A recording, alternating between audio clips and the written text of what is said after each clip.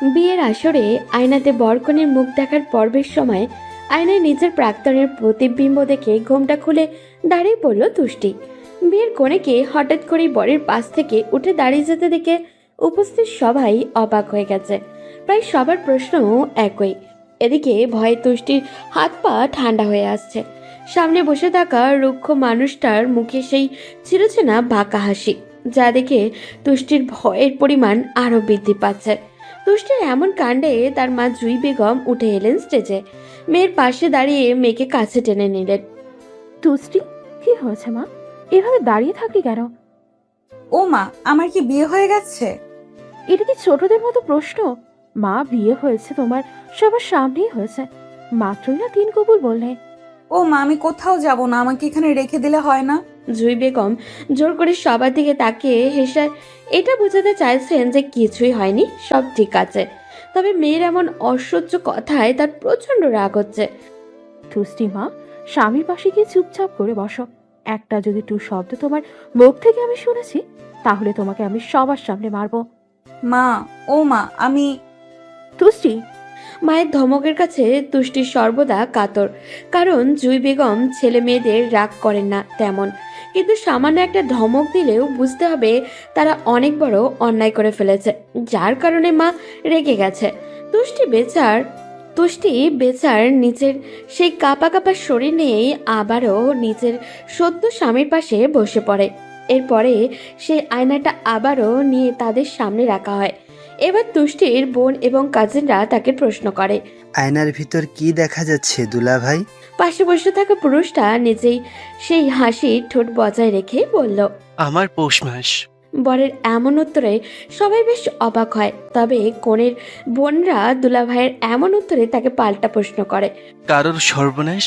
প্রণয়ের কথা শুনে তুষ্টির ভেতরের পানি সব শুকিয়ে চৈত্রের খরা হয়ে যাচ্ছে। ধুর, দুলা ভাই না ভীষণ রসিকতা করেন। চল তুষ্টি, তুই বল, কি দেখছিস আয়নাতে? তুষ্টি কিছুই বলছে না। এটা দেখে জুই বেগম বিষয়টাকে এড়িয়ে যেতে বললেন। জুই বেগম প্রণয় আর তুষ্টিকে নিয়ে খাবার টেবিলে বসায়। সেখানে কনেপক্ষ এবং ছেলেপক্ষের উভয়ই অনেকগুলো মেহমান উপস্থিত ছিল। এই বিয়ে বাড়িতে প্রতিটা মানুষই কোনো না কোনো কাজে ব্যস্ত। তবে তুষ্টির কপালে জমে থাকা বিন্দু বিন্দু ঘামের কণা কেউ লক্ষ্য না করলেও তার মা কিন্তু ঠিকই লক্ষ্য করেছে। তবে কি মেয়েটাকে জোর করে বিয়ে দিতে কোনো ভুল করলো তারা? এটা ভেবেই জুই বেগমের হৃদয় কেঁপে উঠছে বারবার। বিবাহের সমস্ত আচার অনুষ্ঠান শেষে এখন বিদায়ের পালা। তুষ্টির মা বাবার ছোট্ট সন্তান, এত আদরের মেয়েটা প্রচন্ড কান্নাকাটি করছে, যেন কেউ তার এক করুণ অবস্থা থেকে তাকে এখানেই রেখে যেতে বলে। কিন্তু পৃথিবীর অনেকগুলো সত্যির মাঝে এটাও একটা অনেক বড় সত্যি যে বিয়ের পর মেয়েদের তার বাবার বাড়ি ত্যাগ করতে হয়। তুষ্টির বাবা মতিউর মির্জা মেয়ে তার সদ্য বিবাহিত জামাইয়ের হাতে তুলে দেয়। আমার বড্ড আদরের মেয়ে বাবা, ওকে ভালো রেখো। চিন্তা করবে না বাবা, ওর সব দায়িত্ব আজ থেকে আমার। প্রণয় চৌধুরী যখন কিছু দায়িত্ব নেয় তখন সেটা অক্ষরে অক্ষরে পালন করে। ধোকা আর ছলচাতুরি না আমি পছন্দ করি আর না নিজে করি। তোমাকে আমি অনেক ভরসা করি বাবা। প্রণয়ের কথা শুনে মির্জা সাহেব মেয়েকে বিয়ের জন্য ফুলে সজ্জিত গাড়িতে তুলে দেয়। গাড়ি এরপরে চলা শুরু করে তার নিজের গন্তব্যের দিকে। প্রণয়ের চেহারায় একটা গম্ভীর এবং কঠোর মনোভাব প্রকাশ পাচ্ছে। পাশে বসে থাকা চাতক পাখি তুষ্টির গলা শুকিয়ে কাঠ হয়ে গেছে। একটু যে পানি চাইবে সেটাও সাহস করে পারছে না সে। প্রণয় কোনো কথাই বলছে না। তার তুষ্টি অনেকক্ষণ যাবৎ ফুপাচ্ছে। হঠাৎ হঠাৎ করে কেঁপে কেঁপে উঠছে, অর্থাৎ হেঁচকি তুলছে। সামনে রাস্তা অনেকটা। তুষ্টিদের থেকে প্রণয়ের বাড়িতে যেতে প্রায় 5-6 ঘন্টা সময় লাগে। তুষ্টির সাথে আসার মতো এসেছে তার ছোট খালামণির মেয়ে, যে তুষ্টির বেস্ট ফ্রেন্ড এবং কাজিন দুইটা। তবে সে এই গাড়িতে নেই। এখানে প্রণয় আর তুষ্টি দুজন একেবারে একা। তুষ্টির ফুপিয়ে ওঠার প্রণয়কে এবার বিরক্ত করছে। অনেকটা সময় ধরে নিজেকে সামলে রাখলে এবার আর পারল না। তুষ্টির নরম হাত নিজের শক্ত হাতের মাঝে নিয়ে চেপে ধরে প্রণয়। হঠাৎ করেই প্রণয়ের এমন আক্রমণে তুষ্টি ভড়কে যায়। ব্যথা পাচ্ছি আমি। কাঁদছিস কেন? এত কাদার কি হয়েছে? এই মায়া কান্না বন্ধ কর। সামনের দিন পড়ে আছে এই অশ্রুগুলোর, সামনের দিনগুলোর জন্য তুলে রাখ। তখন এই চোখের পানি শুকিয়ে গেলে আমি মজা পাবো না। প্রণয় তুষ্টির চুলগুলো পেছন থেকে ধরে নিজের কাছে নিয়ে আসে। একদম আমার নাম তোর এই নোংরা মুখে নিবি না। কি ভেবেছিলি এই প্রণয়ের বুকে আগুন জ্বালিয়ে দিয়ে অন্য ছেলের সঙ্গে ঘর বাঁধবি? তুষ্টি, তুই ভুলে গেলে কি করে এই প্রণয়ের বুকের আগুন নেভানোর জন্য তোর নয়ন থেকে গড়িয়ে পড়া ওই নোনা জলের প্রয়োজন? প্রণয়ের শক্ত থাবা থেকে তুষ্টি কোনোভাবেই নিজেকে ছাড়াতে পারছে না, তবে ব্যথায় তার চোখ বেয়ে পানি পড়ছে টপ টপ করে। আর একটা ফোঁটা চোখের পানি যদি নিচে পড়ে তাহলে বাসর ঘরের কাজটা অগ্রিম এই গাড়িতে শেষ করব আমি। আর তুই ভালো করে জানিস এই প্রণয় চৌধুরী যা বলে তাই করে। বলেছিলাম তোকে আমার সামনে দিয়ে কেউ তোকে বিয়ে করে নিয়ে যেতে পারবে না, বলেছিলাম না বল? প্রণয়ের প্রতিটা কথার সাথে তার হাতের মুঠি আরো শক্ত হচ্ছে। তুষ্টির মনে হচ্ছে চুলগুলো বুঝি এই মাথা থেকে ছিঁড়ে সব প্রণয়ের হাতে চলে আসবে। কি হলো উত্তর দে। আমার ভীষণ কষ্ট হচ্ছে, ছাড়ো না আমাকে। কষ্ট?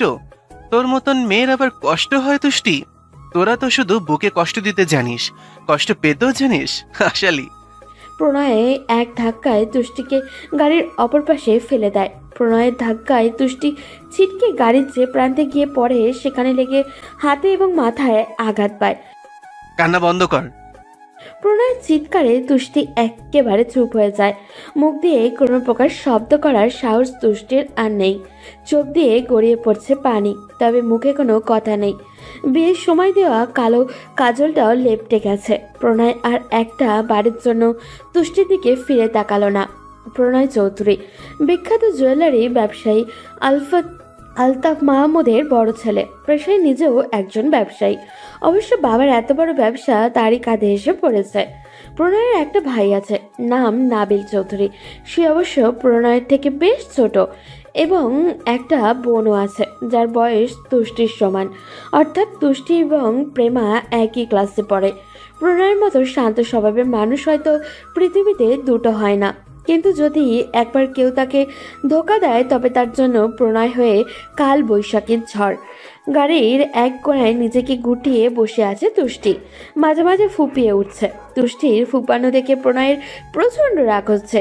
এই মুহূর্তে যদি সব কিছু ভাঙচুর করে দিতে পারতো তাহলে হয়তো তার ভালো লাগতো। 5 ঘন্টার রাস্তা এখনো 2 ঘন্টাও হয়নি। তুষ্টি কখনো আটকা জায়গায় থাকতে অভ্যস্ত নয়, তার ট্রমাটিক স্ট্রেস ডিস্টার্বার আছে। কিন্তু এই গাড়িটার সব জানলা বন্ধ। অতিরিক্ত কান্নার কারণে এখন তুষ্টির বমি পাচ্ছে, শরীর গুলিয়ে আসছে, মাথা ভার হয়ে আসছে। প্রণয়ের এইসব কিছুই অজানা নয়, তবে সে তো চায় তুষ্টির কষ্ট দেখতে। তুষ্টির বেদনা তাকে বড্ড বেশি আনন্দ দিচ্ছে। তুষ্টি পারছে না একটা জায়গায় স্থির হয়ে থাকতে। পা ছাড়ছি না, আর পারছি না। গাড়ি থামান প্লিজ, গাড়ি থামান। ড্রাইভার গাড়ি থামিয়ে দেয়। তুষ্টি গাড়ির দরজা খুলে বাইরে এসেই মনে হচ্ছে ভেতর থেকে সবটা বেরিয়ে আসবে। প্রণয় দুহাত বুকে গুজে তুষ্টির কষ্টগুলো বেশ হাসি মুখেই উপভোগ করছে।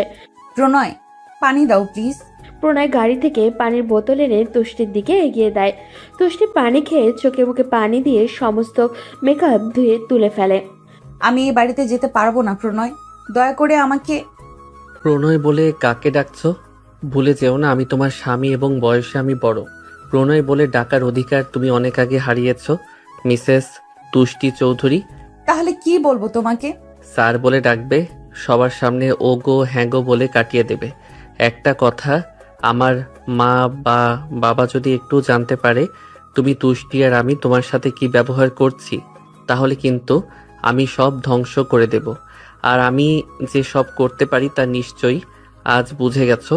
আমি তোমাকে মিলাতে পারছি না প্রণয়। আমার মনে হচ্ছে দুজন মানুষের শুধু চেহারাই এক, আত্মা অন্য কারোর। ঠিকই বলেছ।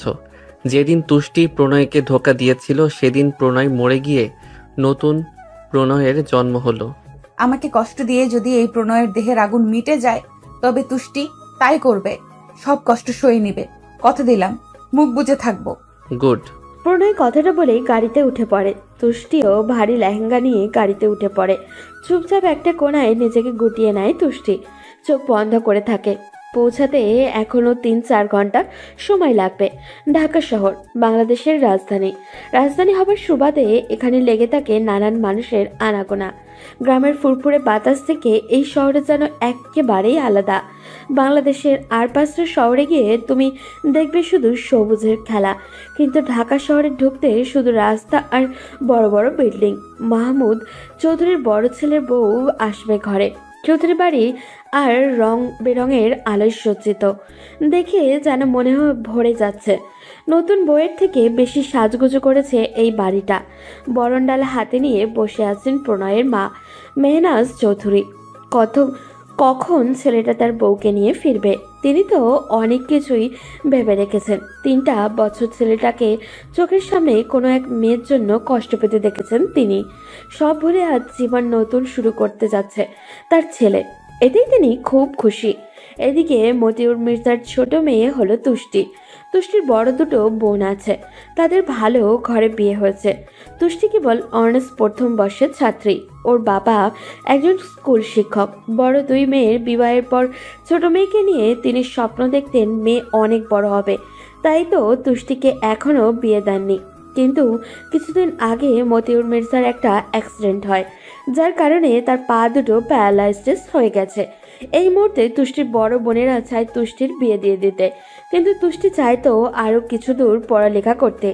এরই মধ্যে চৌধুরী বাড়ি থেকে সম্বন্ধ নিয়ে আসে তুষ্টির বড় দুলাভাই, যার কথা শুনে তুষ্টির বাবাও আর বারণ করেনি। তুষ্টির এই বিয়েতে কোনো মত ছিল না, তাই বিয়ের আগে পাত্রকে পরিবারকে এসব দেখার বিন্দুমাত্র ইচ্ছে ছিল না তুষ্টির।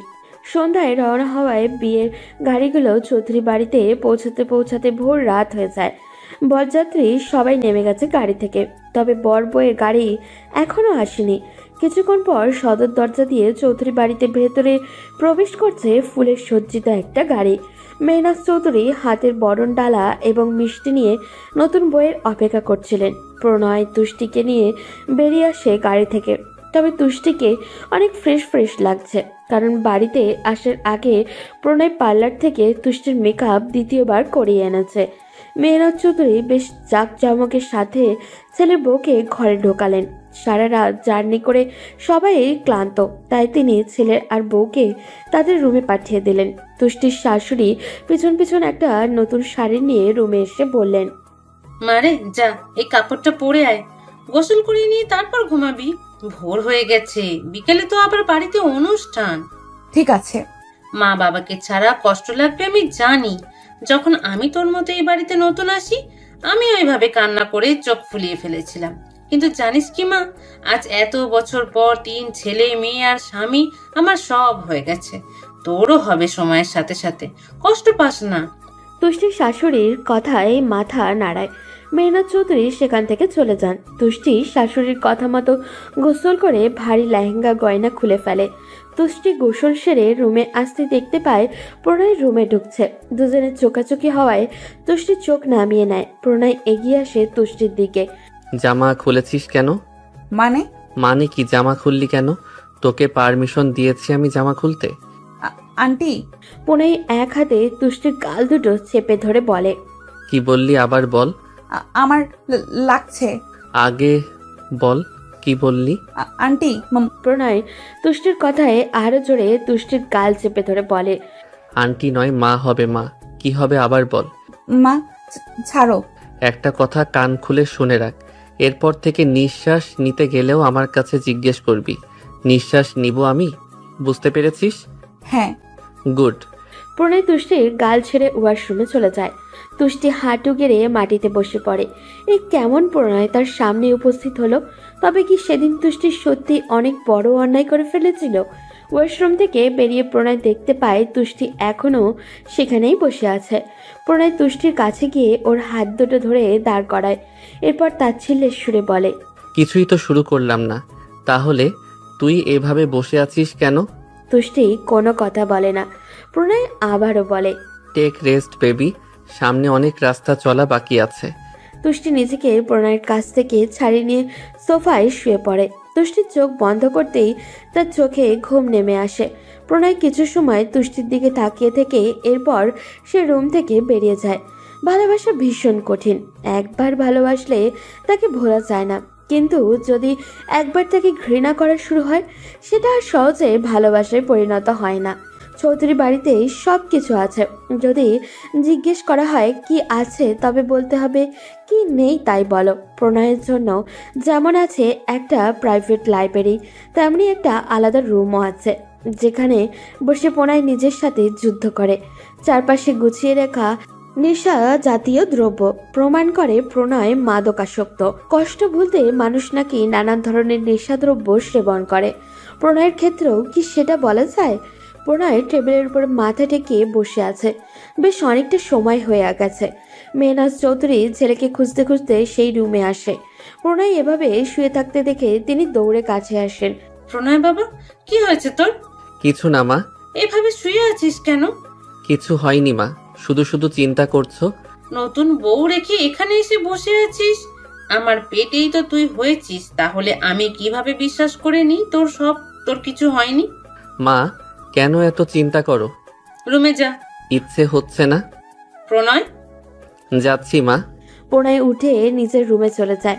এদিকে তুষ্টি নিরিবিলি ঘুমিয়ে আছে সোফায়। প্রণয় তার দিকে তাকিয়ে আছে। কি নিষ্পাপ ওই মুখখানা! প্রণয়ের চোখ পেয়ে ঝর্ণার মতো পানি গড়িয়ে পড়ল। চোখের সামনে নিজের জীবনের সব থেকে করুণ দৃশ্য ভেসে আসে প্রণয়ের। বৃষ্টি ভেজা সেই সন্ধ্যা জীবনের সব থেকে কষ্টের সন্ধ্যা ছিল প্রণয়ের কাছে।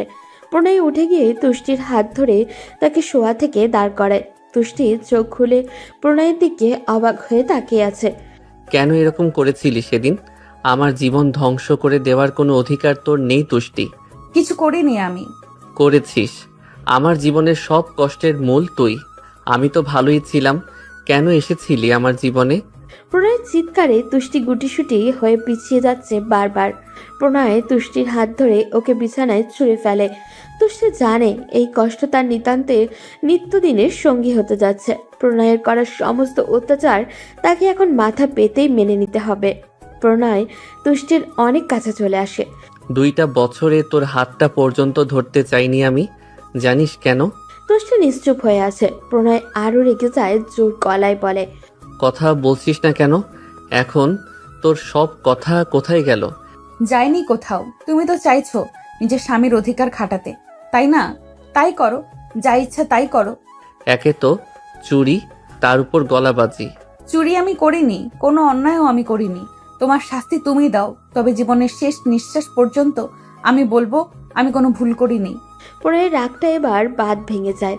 তুষ্টির ঠোঁট দুটো জাপটে ধরে প্রণয় কামড় দিতে শুরু করে। যতক্ষণ না পর্যন্ত প্রণয়ের মুখের রক্তের স্বাদ অনুভব করে ততক্ষণ পর্যন্ত তুষ্টির ঠোঁট ছাড়েনি প্রণয়। প্রণয়ের নিজের মুখটা উঠিয়ে দেখে তুষ্টির ঠোঁট কেটে রক্ত বের হচ্ছে। প্রণয় এটা দেখে আর কিচ্ছু করতে পারল না। তুষ্টির থেকে দূরে চলে আসে। তুষ্টি সেখানেই শুয়ে কান্না করতে থাকে। বেশ কিছুক্ষণ পর তুষ্টি শোয়া থেকে উঠে আয়নার সামনে এসে দাঁড়ায়। প্রণয়ের ঘৃণাগুলো তার শরীরের উপরে দাগ হয়ে থাকছে। কতই না সুন্দর ছিল, তাই না? ভালোবাসা বুঝি এমনই হয়? তুষ্টির নিয়তির উপরে তার ভীষণ রাগ হচ্ছে। এই নিয়তি এমন কেন? শখের মানুষটাকে খুব সহজেই পেয়ে গেলে এরপর সেই মানুষটাই হারালো।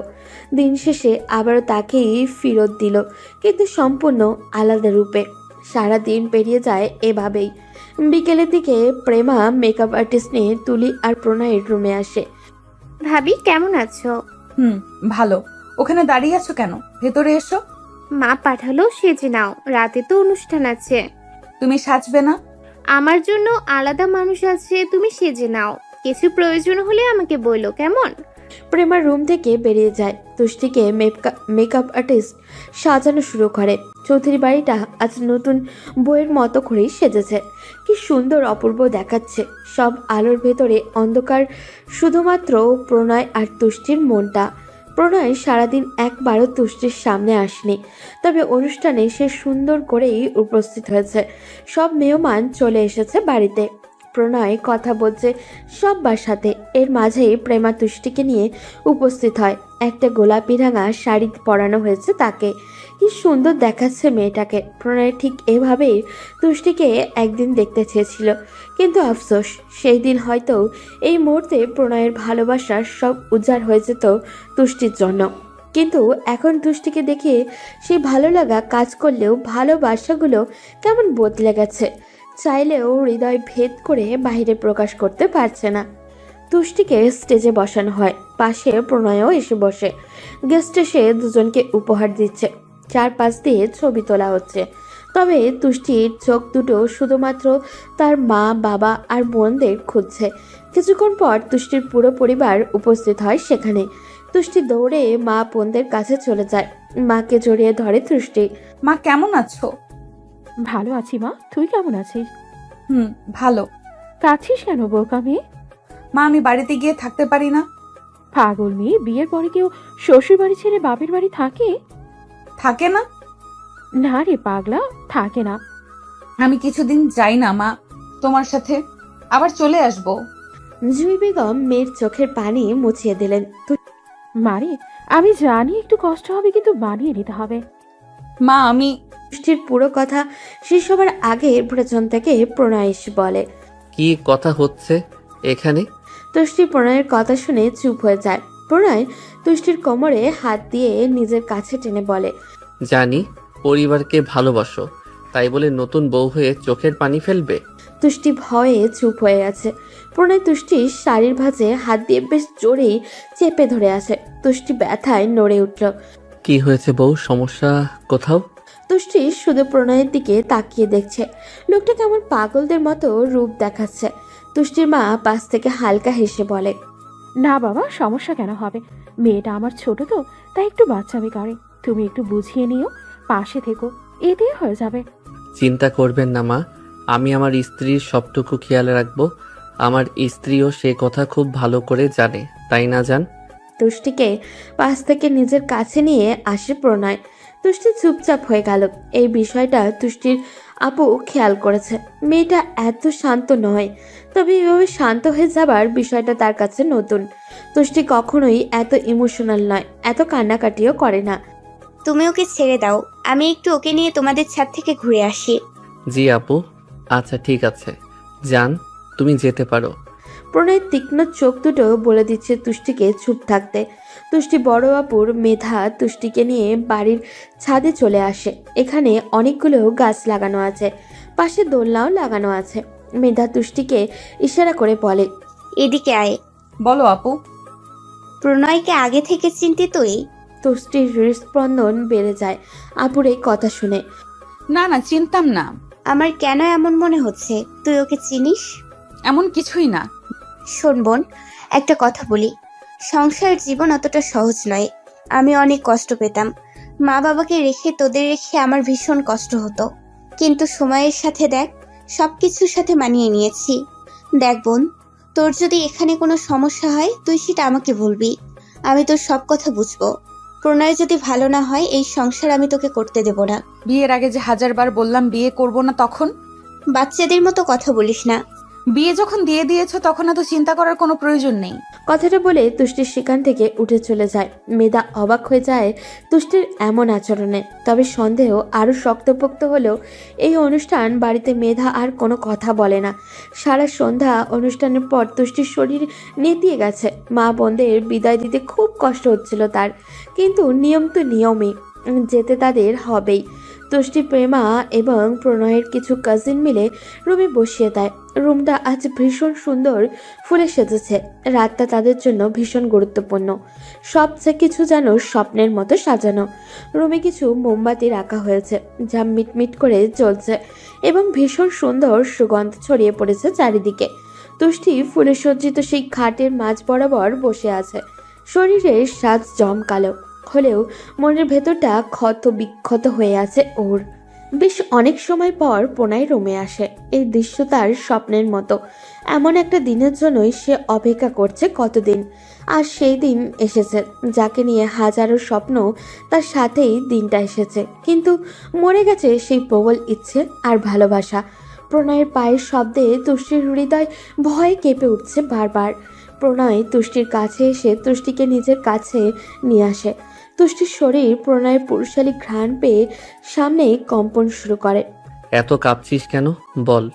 অনেক বছর আগেই তো এগুলো সাজিয়ে রেখেছিলাম। প্রণয় তুষ্টির হাত ধরে নিজের বাহুডোরে আবদ্ধ করে ফেলে। তুষ্টির আর নড়বার জায়গা নেই। প্রণয় দাঁত কিরমির করে বলে, কিন্তু আমার ভালোবাসাগুলোকে দম বন্ধ করে মেরে ফেললি তুষ্টি। তুষ্টি অসহায় দৃষ্টিতে তাকিয়ে আছে প্রণয়ের দিকে। প্রণয় বাঁকা হেসে বলে, এভাবে তোর মায়াবী দৃষ্টি দেখে আমার রাগ কমে যাবে। যদি ভেবে থাকিস তাহলে ভুল ভাবছিস। আমি কখনোই আর এই মায়াবী চাহনিতে সব ভুলে যাব না। প্রণয় তুষ্টির গাল জোরে চেপে ধরে, এরপর দাঁত কিরমির করতে করতে বলে, আমাকে দেওয়া প্রতিটা কষ্ট আমার যখন মনে পড়বে তখনই শাস্তি পাবি তুই। ঠিক আছে, তোমার আদালতে যখন আমি আসামি তখন শাস্তিও ভোগ করতে আমি প্রস্তুত। প্রণয় তখন হিংস্র পশুর মতো তুষ্টির উপর ঝাঁপিয়ে পড়ে। এই যন্ত্রণা মনের, শরীর তো সেই কখনই এসব ব্যথার তোয়াক্কা করা ছেড়ে দিয়েছে। এই কষ্ট আর ব্যথা অসহনশীল হয়ে যাচ্ছে। প্রণয় তুষ্টিকে নিস্তেজ হয়ে যেতে দেখে তুষ্টির গাল দুটো চেপে ধরে। তুষ্টি আবারও চোখ খুলে তাকায়। চোখ বন্ধ করবি না যত সময় পর্যন্ত না আমি চাইবো তুই চোখ বন্ধ করতে পারবি না। ছেড়ে দাও, সারা জীবনের জন্যই তো তোমার কাছে বন্দী হয়ে গেছি, একদিনেই এত কষ্ট দিবে? মাত্র শুরু যান, আরো অনেক কিছু বাকি আছে। প্রণয়ের হিংস্রতা তুষ্টির মাথা পেতে গ্রহণ করেছে। শান্তশিষ্ট প্রণয়কে একরকম হিংস্র বানানোর পেছনে তুষ্টির সব দোষ। তাই এই শাস্তি হয়তো কম হয়ে গেছে তার জন্য। তুষ্টি এক পর্যায়ে চোখ দুটো আর খোলা রাখতে পারল না, চোখ বন্ধ করে নেয়। প্রণয় তুষ্টিকে নড়াচড়া করতে না দেখে বুঝতে পারে তুষ্টি জ্ঞান হারিয়েছে। প্রণয় তুষ্টির থেকে সরে আসে। ছেলেদের নাকি কাঁদতে নেই, তবে প্রণয়ের দু চোখ দিয়ে ঝরছে বৃষ্টির মতো জল। আমি চাইনি এসব, আমি চাইনি, কিন্তু আমার সব ভালোটুকু ধ্বংস করে দিয়েছিস তুই। আমাকে মেরে ফেলেছিস, একটা জীবন্ত লাশ হয়ে আছি আমি। প্রণয় তুষ্টিকে সোফায় শুইয়ে দেয়। বিছানার চাদরটা সুন্দর করে ভাঁজ করে তুলে রাখে বক্সে। সেখানে অনেকগুলো পুরনো স্মৃতি রাখা আছে তার। এরপরে নতুন একটা চাদর বিছিয়ে তুষ্টিকে শুইয়ে দেয়।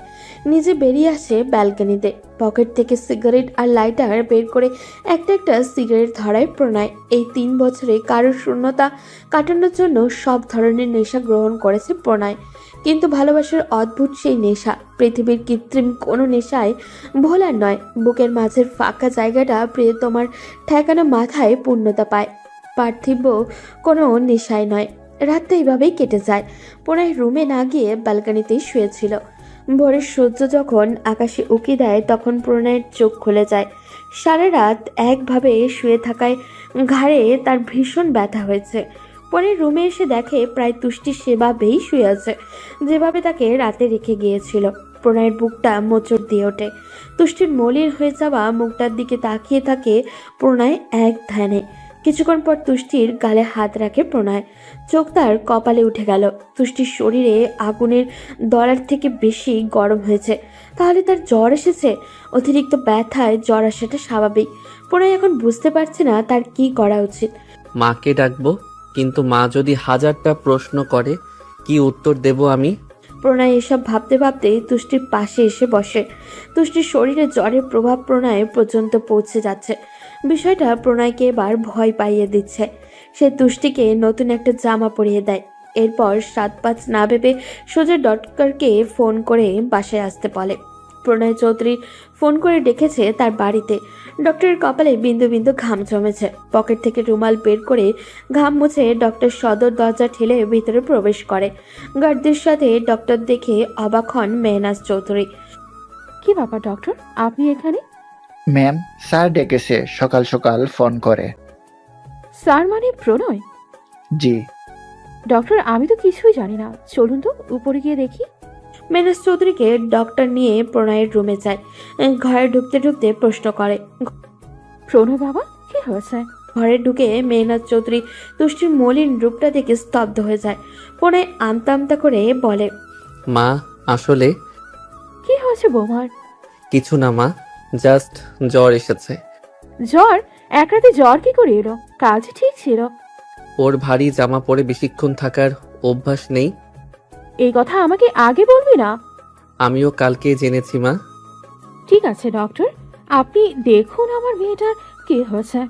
ডক্টর তুষ্টিকে চেক করে এবং খুব ভালোভাবেই করে বুঝতে পারে তুষ্টির কি হয়েছে, কিন্তু প্রণয়ের ওই দৃষ্টিতে স্পষ্ট বোঝা যাচ্ছে সেই মুহূর্তে তার মাকে কিছু জানাতে আগ্রহী না। সেজন্য ডক্টর ভয়ে তুষ্টির জন্য কয়েকটা ওষুধ লিখে দিয়ে বলে, আমার মনে হয় ঠান্ডা থেকে জ্বর এসেছে, তাই ওই ঔষধগুলো দিলেই হবে। আশা করছি সব ঠিক হয়ে যাবে। আমি তাহলে আসি। ডক্টর কথাগুলো বলে প্রণয়ের হাতে প্রেসক্রিপশন ধরিয়ে চলে যায়। মেহনাজ চৌধুরীর অত্যন্ত বিচক্ষণ মহিলা। তিনি বুঝতে পেরেছেন তার ছেলে নিশ্চিত কিছু করেছে, তাই তিনি সন্দেহ নিয়ে প্রণয়কে ডাকলেন। প্রণয়, হ্যাঁ মা। তুই একটু রুম থেকে বেরিয়ে যা। কেন মা? আমার বৌমার সাথে কথা আছে। কিন্তু জ্বরে তুষ্টির জ্ঞান নেই মা। তো কি হয়েছে? আমি তোর মা নাকি তুই আমার মা? তুমি আমার মা। তাহলে যা, আমি ডাকলে তবে আসবি।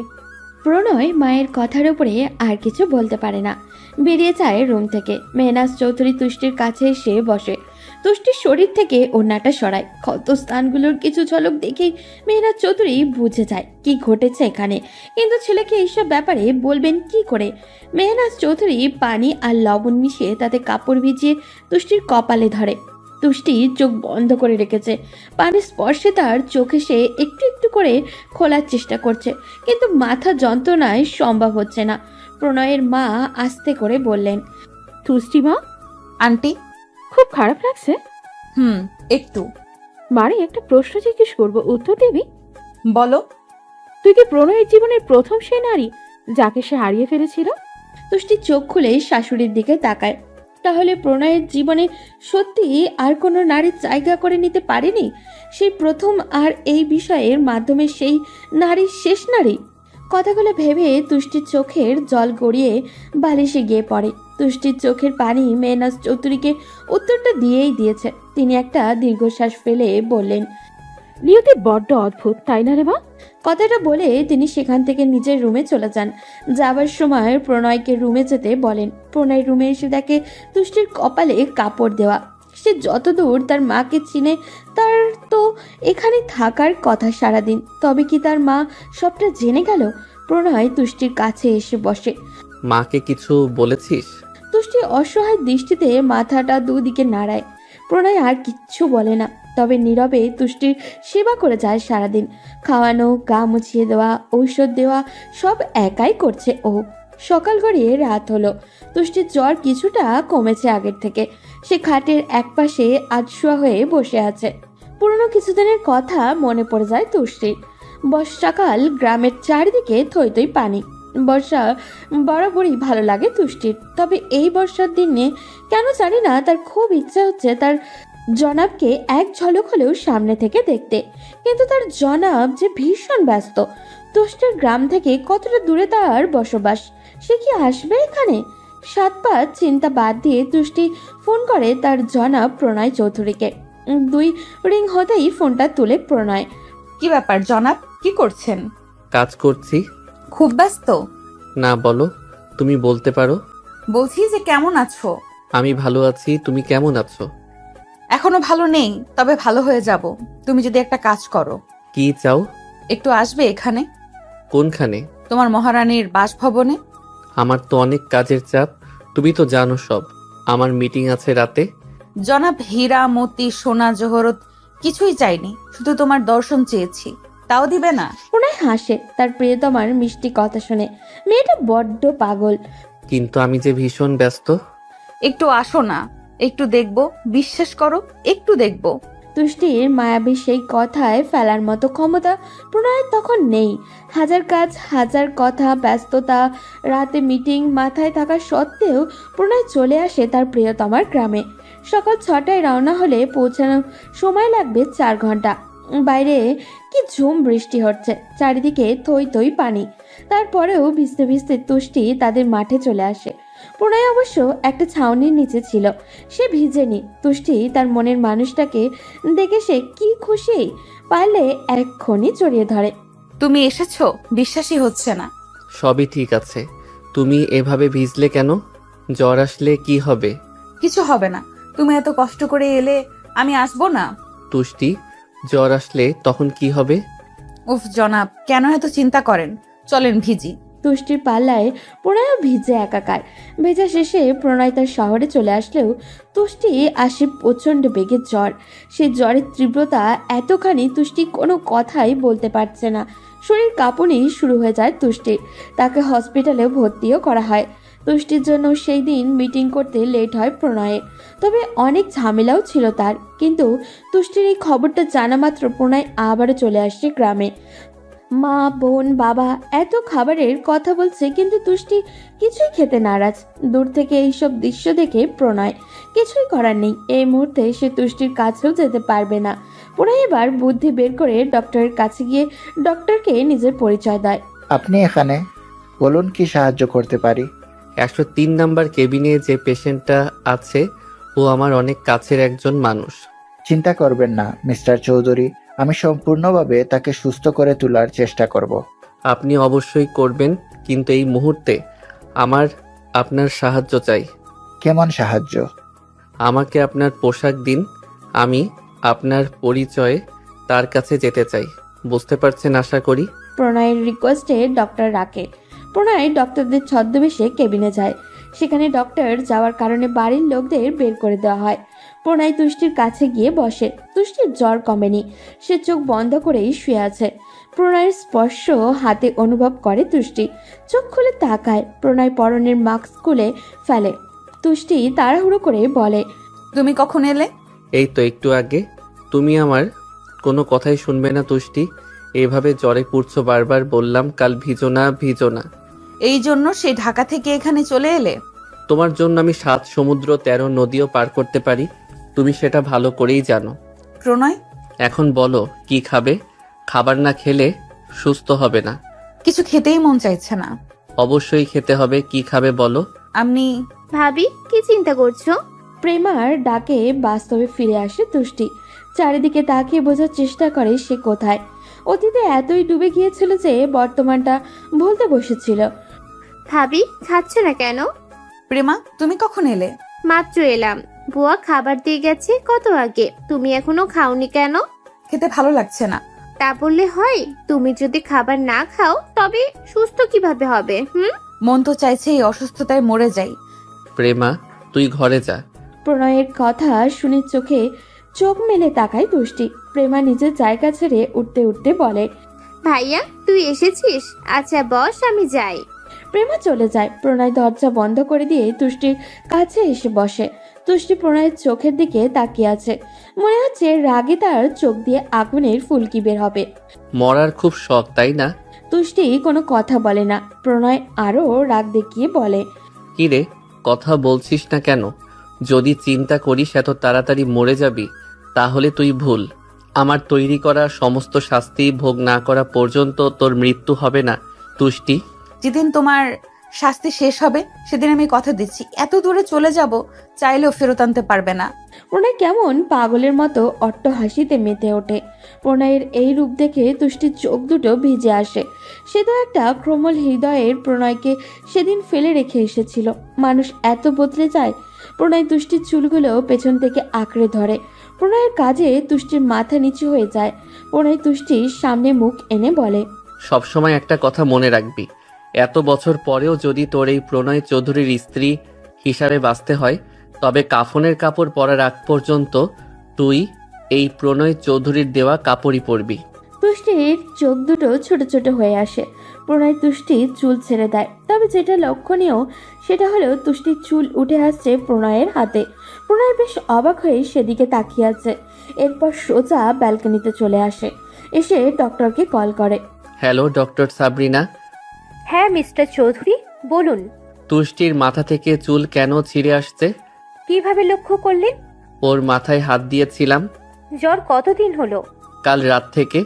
সমস্যা না মিস্টার চৌধুরী, হয়তো আজ উনি নিজের যত্ন নেওয়ার সুযোগ পাননি।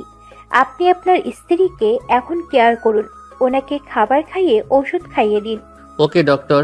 প্রণয় ফোন কেটে রুমে আসে। এরপর তুষ্টিকে কোলে তুলে নেয়। তুষ্টির চোখ বন্ধ করেই মনে হচ্ছে যেন হাওয়ায় ভাসছে। এই ছাড়ুন আমায়, নিচে নামান। বেশি কথা বলো না। প্রণয় তুষ্টিকে নিয়ে ওয়াশরুমে চলে যায়। গিজার অন করে গরম পানি দিয়ে তুষ্টিকে ফ্রেশ করিয়ে নতুন জামা পরিয়ে দেয়। এরপর চিরুনি দিয়ে চুল আঁচড়ে দেয়। তুষ্টি চোখ সরু করে তাকিয়ে আছে আয়নার দিকে।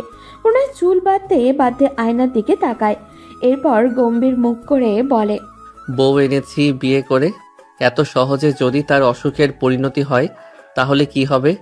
ইহ, আমি কোনো রুগী না। তুষ্টি একটা ভেংচি কাটে। এই ভেংচি অনেকগুলো বছর ধরে দেখেনি প্রণয়। মনের মধ্যে আলাদা রকম শুভ অনুভব হলো তার। আসলে ভালোবাসার মানুষটা কতটা পাগল হয়ে যায়। প্রিয়তমার ভেংচি কাটাও তখন সুন্দরতম ব্যস্ত হয়ে যায়। প্রণয় খাবার নিয়ে তুষ্টির সামনে বসে, নিজে হাতে খাবার খাইয়ে দেওয়া শুরু করে।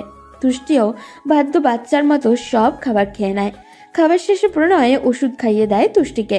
খাওয়া দাওয়া পর্ব শেষ হতে না হতেই তুষ্টি আবারও ঘুমিয়ে যায়। প্রণয় তুষ্টির পাশে বসে আছে। তুষ্টি নিরিবিলি ঘুমন্ত চেহারা প্রণয়ের বুকের মাঝে আগুনের দাহ বাড়িয়ে দিচ্ছে।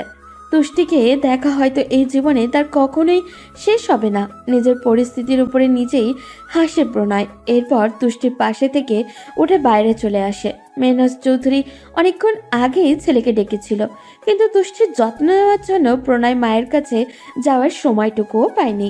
তাই প্রণয় দ্রুতই মা বাবার রুমের কাছে চলে আসে। মা, মেহনাজ চৌধুরী ছেলেকে ভেতরে আসতে বলেন। প্রণয় ভেতরে যেতে যেতে বলে, কি হয়েছে মা? যে মেয়েটার জন্য দিনের পর দিন রাতের পর রাতে তো কষ্ট পেতে দেখেছি তোকে, আজ সেই মেয়েটাকেই ঘরের বউ বানানি। প্রণয় মায়ের কাছে এসে বসে। মায়ের কোমল হাত দুটো নিজের হাতের ভাঁজে নিয়ে বলে, মা, যার জন্য এতগুলো বছর কষ্ট পেয়েছি তাকে ছাড়া অন্য কাউকে বউ হিসেবে মানা আমার পক্ষে সম্ভব ছিল কি? বাবা, আবার একটা কথা রাখবি? রাখার মতো হলে কেন রাখবো না? বাবা, সম্পর্কটাকে সুস্থ করে নে।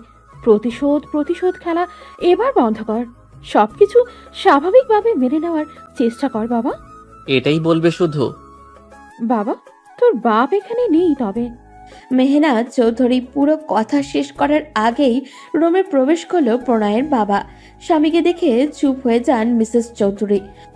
তুই যা, তুষ্টির কাছে যা। প্রণয় বুদ্ধিমান ছেলে। মায়ের কণ্ঠ শুনে সে বুঝতে পারে এই মুহূর্তে কথা বলার সঠিক সময় নয়, তাই সে সেখান থেকে উঠে চলে যায়। এদিকে প্রণয়ের বাবা প্রণয়ের মাকে বললেন, কি হয়েছে মেহনাজ? জানো না বৌমার জ্বর এসেছে, বৌমা অসুস্থ। মিস্টার চৌধুরী কোনো উত্তর না দিয়ে ওয়াশরুমে চলে যান। একটা দীর্ঘশ্বাস ফেলেন মেহনাজ চৌধুরী। যেমন বাপ তেমন ছেলে। এদিকে প্রণয় রুমে চলে আসে। তুষ্টির ঘুমন্ত শরীরের পাশে নিজেও গা এলিয়ে দেয় প্রণয়। চোখ বন্ধ করে চুপচাপ তুষ্টির শরীরের পাশে থাকার চেষ্টা করছে প্রণয়। তুষ্টির চুলের ঘ্রাণ মাতাল করা, সেই আগের মতোই আছে। কালকে ভোরে হয়তো সব কিছুই ঠিক হয়ে যাবে, আবার আগের মতো সুন্দর একটা সকাল দেখতে পারবে প্রণয়। এই আশা বুকে বেঁধে ঘুমিয়ে যায় প্রণয়। পরদিন সকাল। তুষ্টি পুরোপুরি সুস্থ। এই মুহূর্তে শরীরে কোনো রোগ ছিল বলে মনে হচ্ছে না তুষ্টির। ঘুম থেকে উঠেই তুষ্টির পাশে প্রণয়কে পায়নি, তাই ঘরের বইয়ের মতোই নিজেই গোসল করে শাড়ি পরে কিচেনে চলে আসে। মেহনাজ চৌধুরীর ড্রয়িং রুমে বসে বসে সার্ভেন্টদের বাসার কাজ বুঝিয়ে দিচ্ছিলেন। বউ সাজে তুষ্টিকে নেমে আসতে দেখে তিনি উঠে দাঁড়ান। কি ব্যাপার বৌমা, কোথায় যাচ্ছ?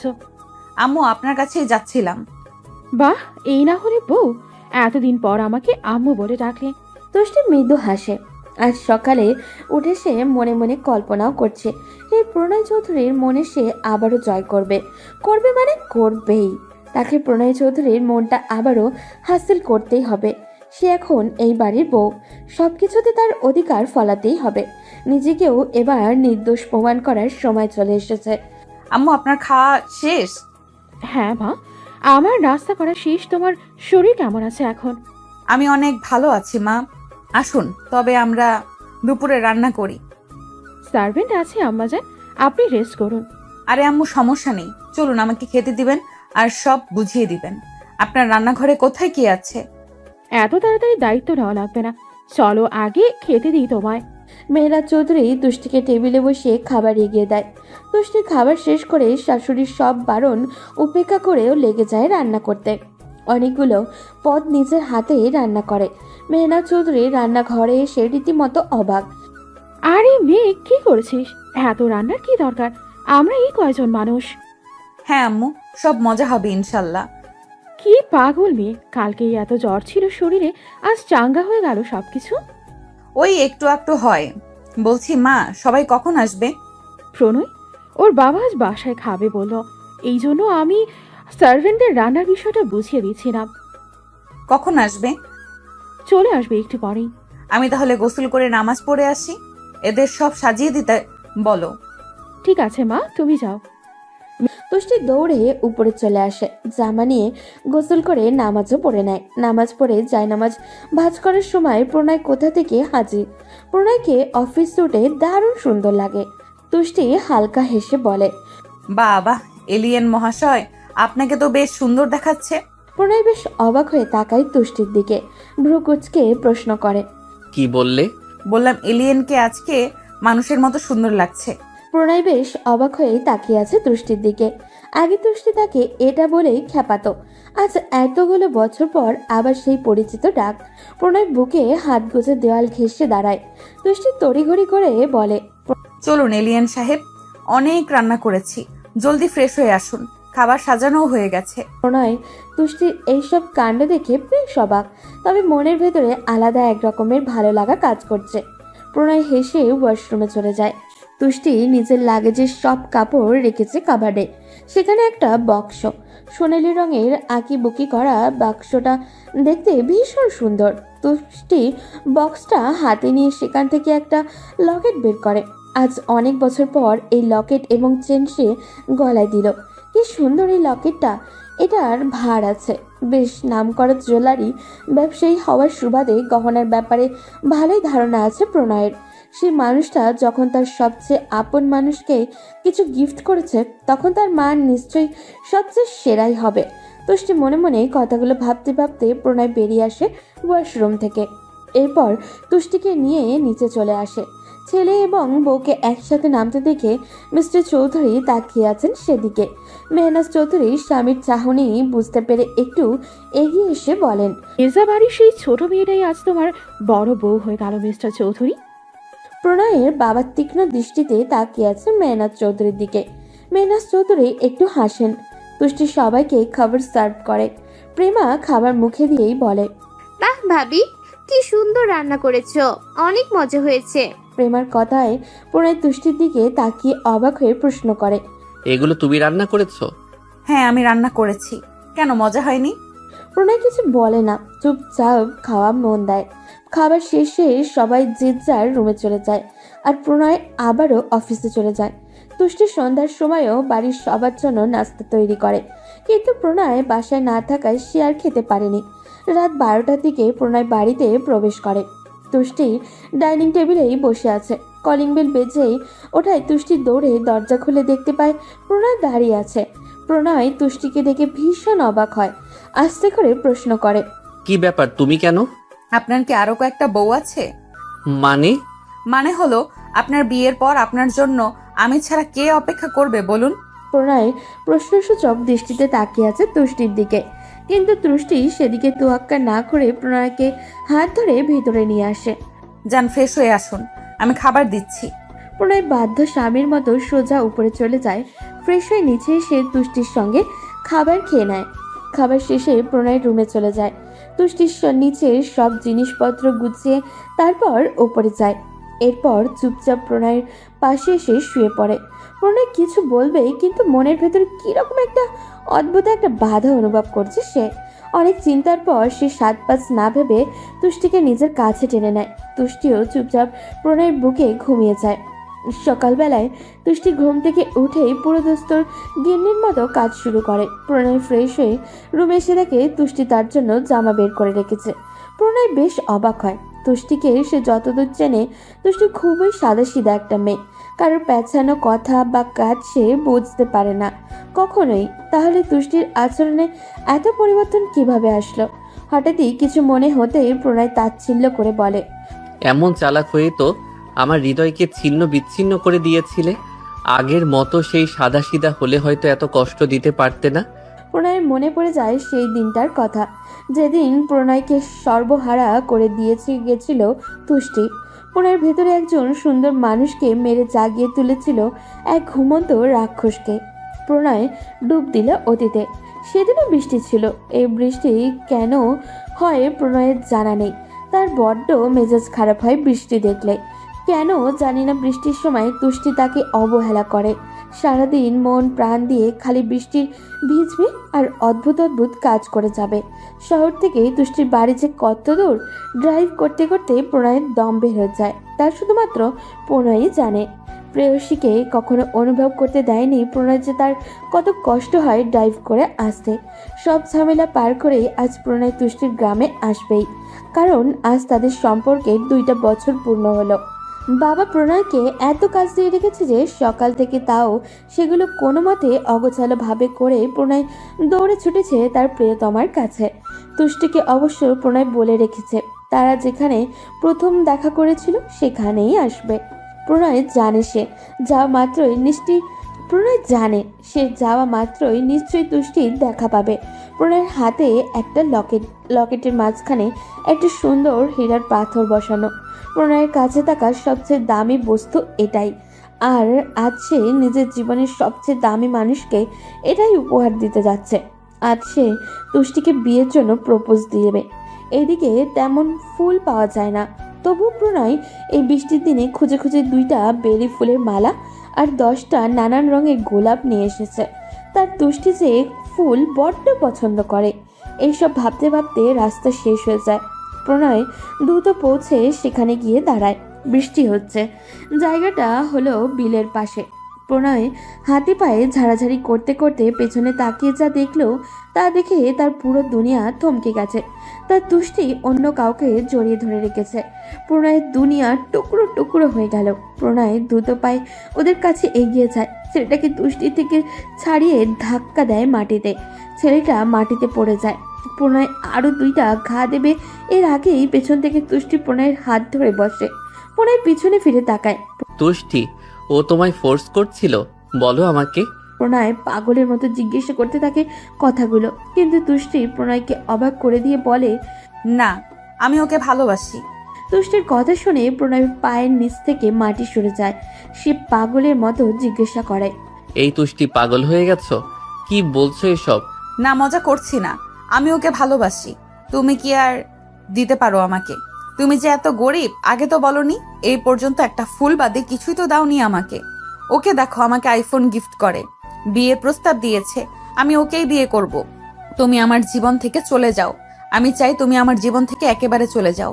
প্রণয় তুষ্টির কাছে গিয়ে ওর 2 বাহু ধরে বলে, এই তুষ্টি, পাগল হয়ে গেছো?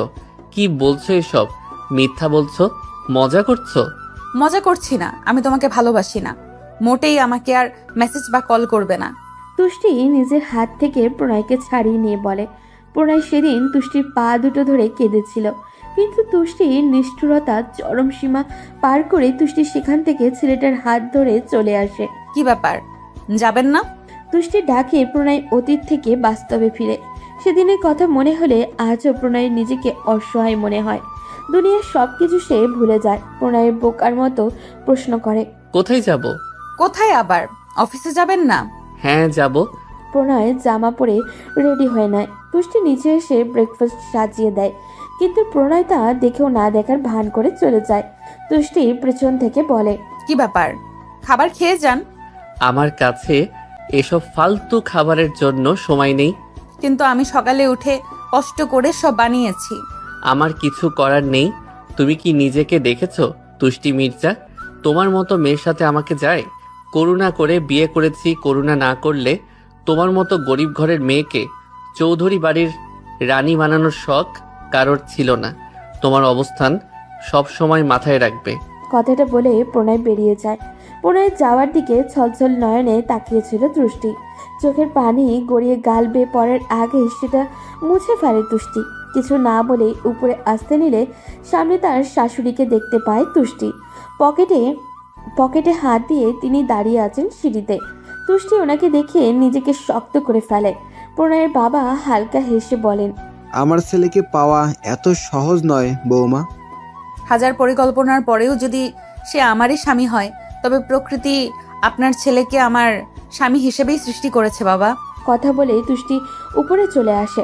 মিস্টার চৌধুরী হাত মুঠো করে নেন। এদিকে নিজের রুমের সামনে দাঁড়িয়ে এইসব দৃশ্য খুব ভালো করেই পর্যবেক্ষণ করছিলেন মেহনাজ চৌধুরী। তিনি বাঁকা হেসে বিড়বিড় করে বলেন, বাপ বেটা দুটোকেই সাহায্য করবে এই মেয়ে।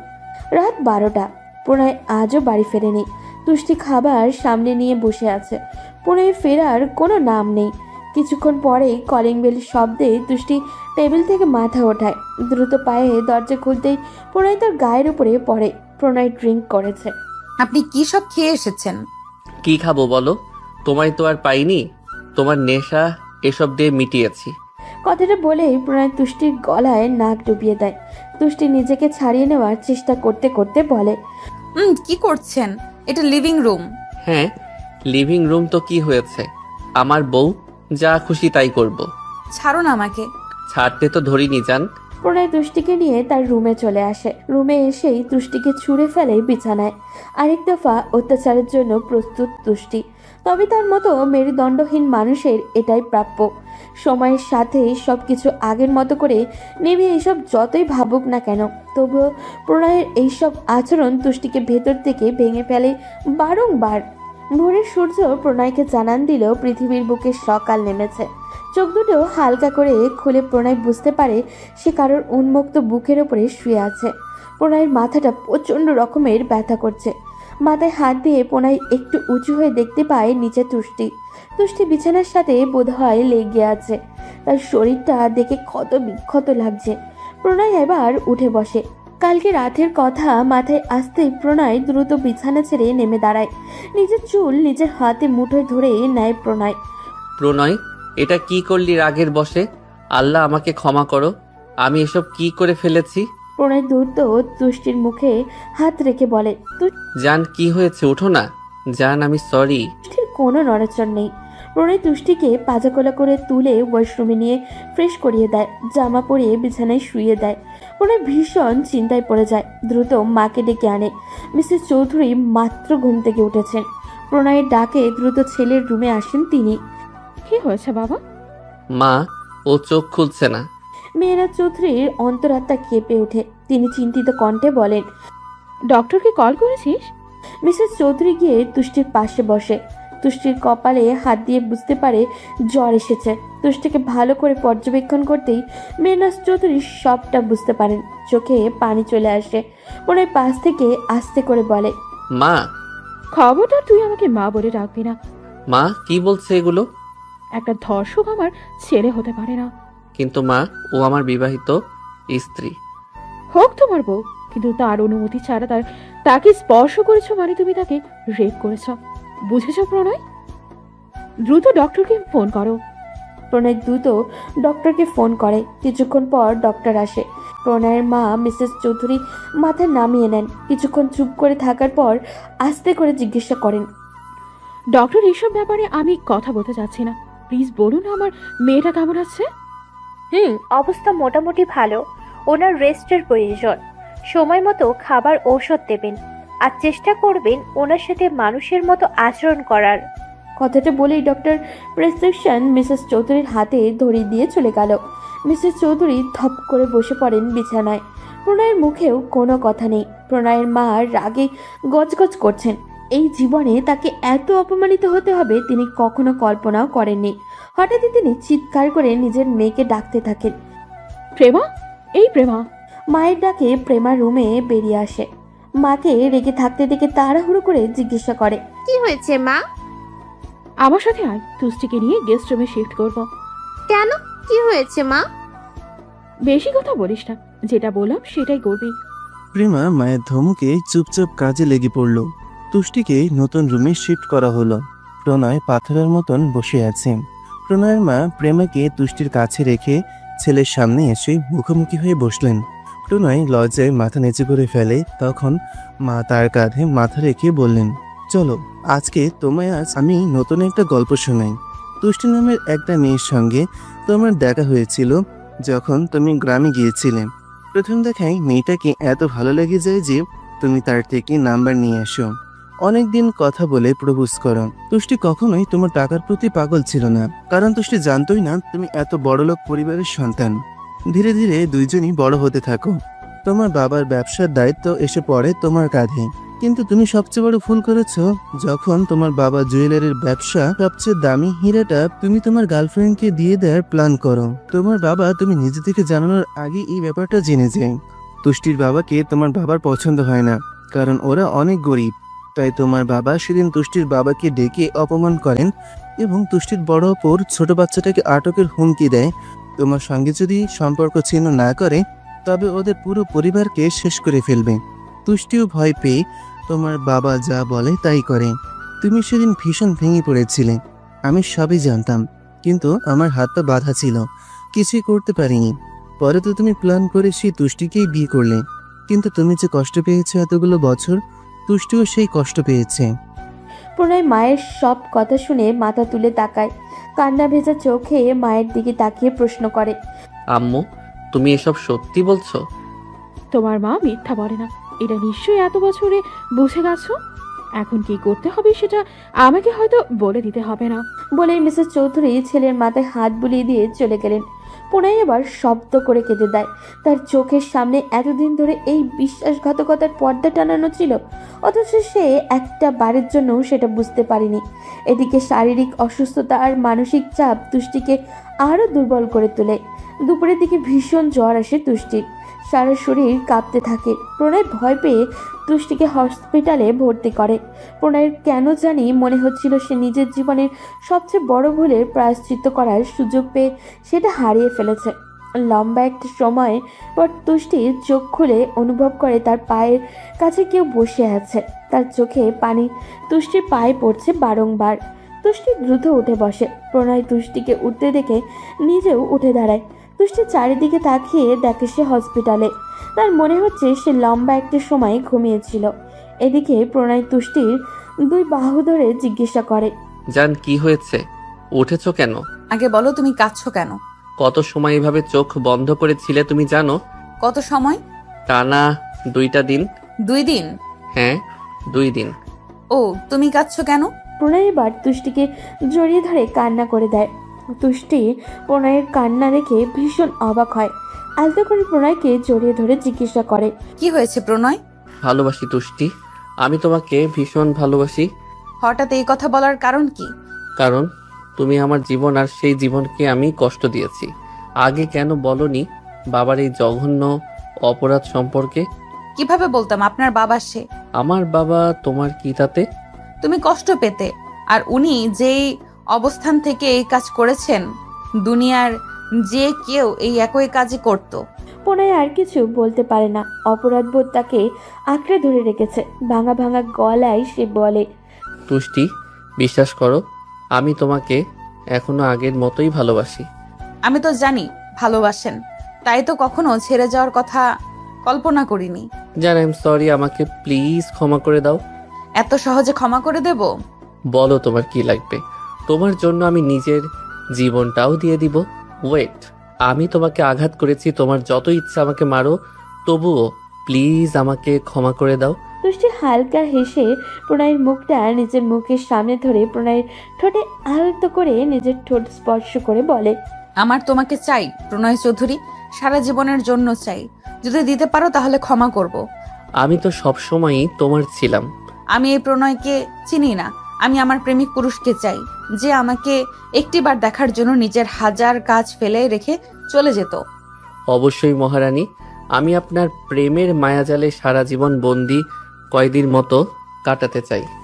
বলে প্রণয় তুষ্টিকে নিজের সাথে শক্ত করে চেপে ধরে। তাদের এই ভালোবাসা চলতে থাকুক আপন গতিতে। আজ এই পর্যন্তই, দেখা হবে। উফ, এই আজ এটা বুলেট।